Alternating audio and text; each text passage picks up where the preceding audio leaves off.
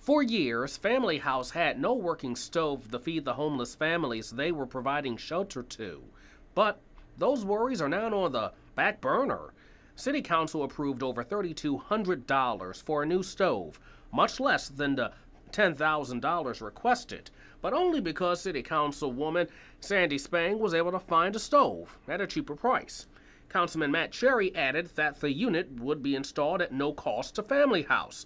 Two pieces of news that put a smile on the face of Family House's executive director. Well, it sounds like Councilwoman Spang did some homework in getting that great deal for us. So, of course, she saved me some time and resources having to go through the bidding process.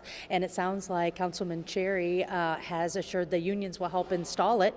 And labor is very expensive. So I am elated that sounds like, Council doing their homework and making this deal for us is going to be a really great thing. Family House serves 107 people, all families, and 65 of those are children.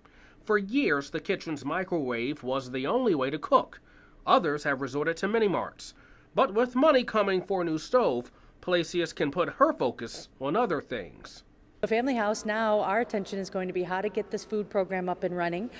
To get it up and running, Family House will need a cook. The organization plans to hire someone through $29,000 awarded from Lucas County to homeless service providers.